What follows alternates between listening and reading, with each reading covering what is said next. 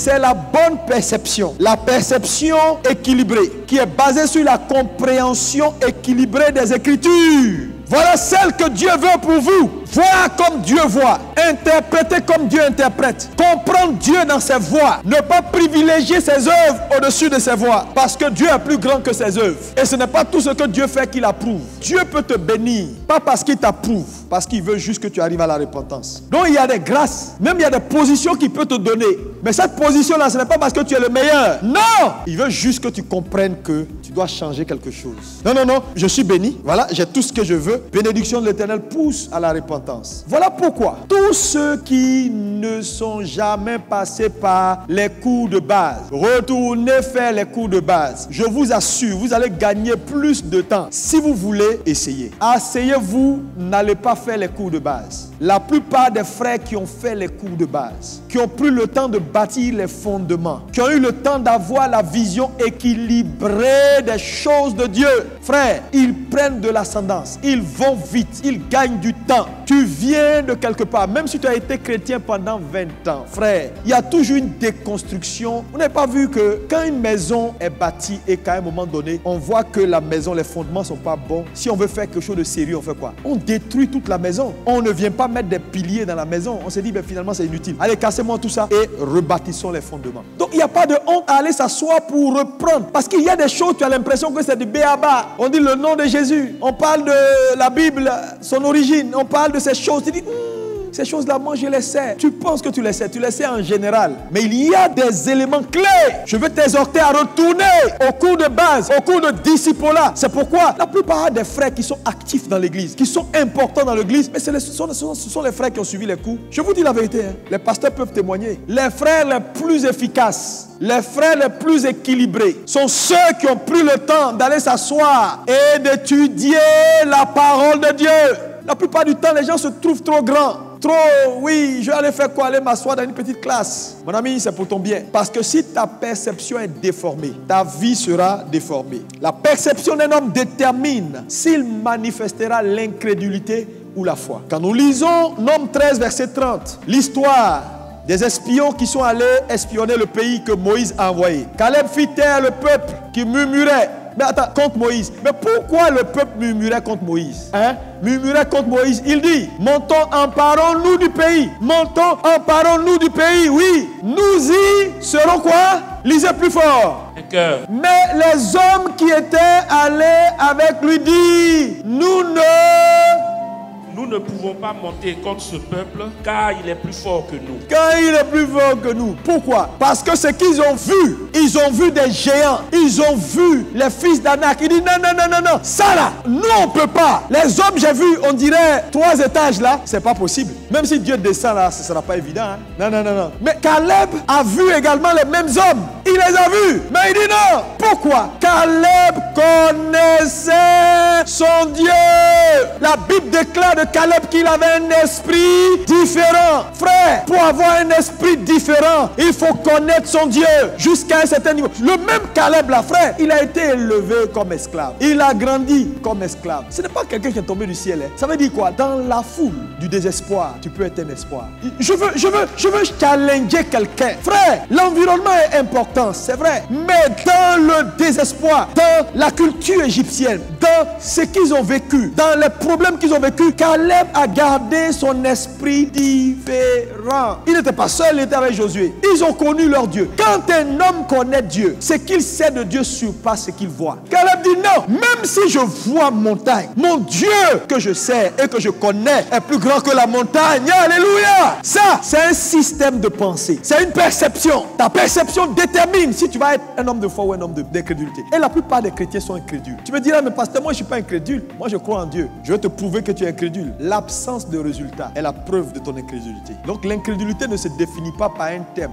L'incrédulité se définit par l'absence de résultat. Si ce que tu cherches là, tu ne l'as pas, tu es incrédule. Dans le domaine, tu es incrédule. Ta foi n'est pas encore opérationnelle. Parce que Dieu n'est pas un homme pour mentir, ni fils d'homme pour se repentir. Ce qu'il dit, il a la capacité de le faire. Le problème, c'est qu'il le fait avec toi. Voilà le facteur compliqué. Dieu le fait toujours avec toi. Dieu le fera toujours avec toi. Pour ne pas qu'on dise que Dieu est injuste. Dieu vient, il fait avec toi. Maintenant, si tu n'es pas prêt, c'est toi qui retardes la partie, le miracle. C'est comme je viens, je dis soulevons la table, je vais t'aider. Prends l'autre côté, je prends l'autre côté. Et puis toi tu dis non, je ne suis pas prêt. Tant que tu n'es pas prêt, moi j'attends. J'ai ma force, j'ai ce qu'il me faut, mais je t'attends pour bouger. Il y a beaucoup de gens que Dieu attend pour bouger. Prends la décision ce matin. Arrête de pratiquer la religion. Ta vie va ressembler à rien. Tu vas souffrir. Tu vas venir t'asseoir à l'église. Est-ce que vous savez que ça fait mal de venir à l'église, de prier, de jeûner, de faire tout ce que tu fais là, et puis résultat zéro? Ça fait mal, hein? Ça te fait pas mal? Pendant que certains chrétiens vivent, ils sont heureux. Dieu les bénit. Ils sont à l'aise. Ils ont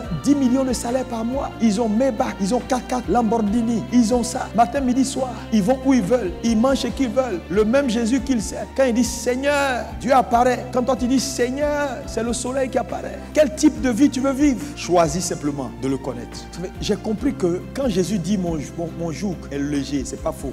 Réussir sa vie chrétienne n'est pas compliqué. Sauf que c'est trop simple pour beaucoup. Non, non, je vous dis la vérité. Ça a l'air très simple. On leur dit, tu veux réussir? Il dit oui. Connais Dieu et connais le bien. Quand tu vas commencer à voir comme lui, tout va te réussir.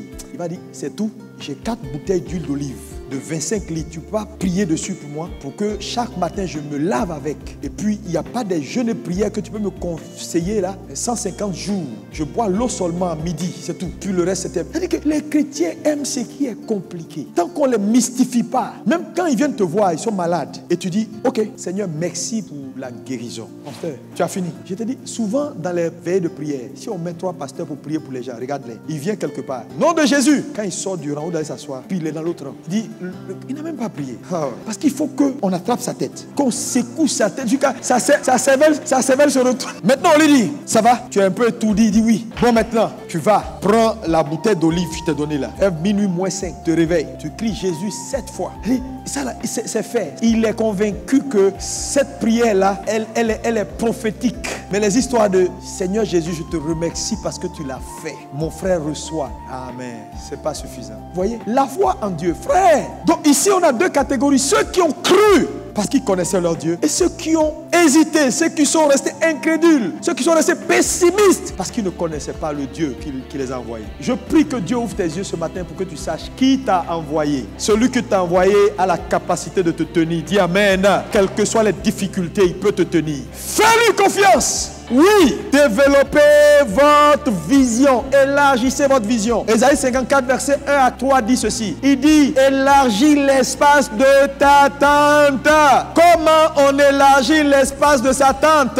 En s'exposant à la parole de Dieu. Quand tu traites avec Dieu, Seigneur, fais ça pour moi, fais ça pour moi, fais ça pour moi. Dieu dit, élargis l'espace de ta tente. Seigneur, je veux que ma tente grandisse. Ta tente, c'est ta vie, c'est ta destinée. Tu veux que cette tente-là grandisse. Ok, pour faire grandir une tente, il faut faire grandir l'espace. Parce que la tente tient sur un espace. On ne peut pas faire grandir une tente sans faire grandir l'espace. Il dit maintenant élargis l'espace de ta tente. Il dit non.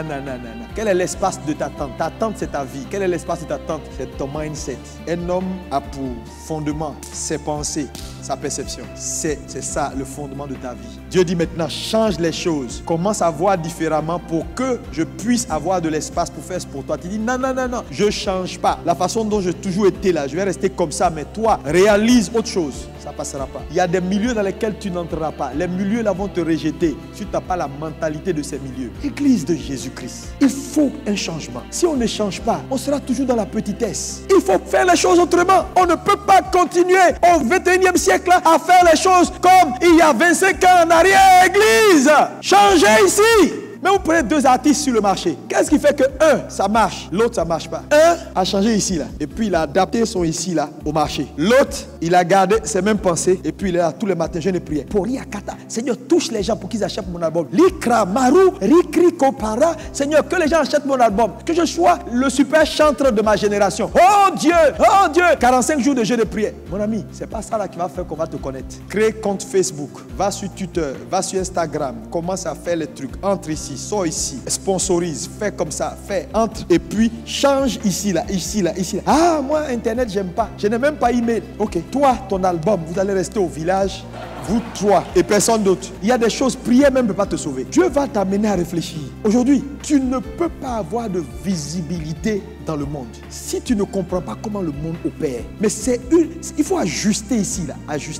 Sinon, tu peux avoir de la qualité avec toi et personne ne saura que tu as la qualité là avec toi. Comment Dieu va toucher leur cœur pour qu'ils prennent ce que tu as à apprendre là? Même la qualité de vos relations avec les autres est fonction de la perception que vous avez. Oui, je vous dis, tu traites les gens comme tu les vois. Donc souvent, la qualité même de tes relations dépend de la perfection. C'est pourquoi quand quelqu'un a une mauvaise perception de la vie, en général, il ne s'entend pas avec beaucoup de gens. Il a toujours des problèmes avec les gens parce que c'est un gars, il voit tout à l'envers. Change d'attitude, change ton comportement. Parce que c'est facile de voir les autres. C'est facile de dire, les gens ne m'aiment pas. C'est facile de dire, les gens ne sont pas bons avec moi. Mais toi, tu es quoi? Toi.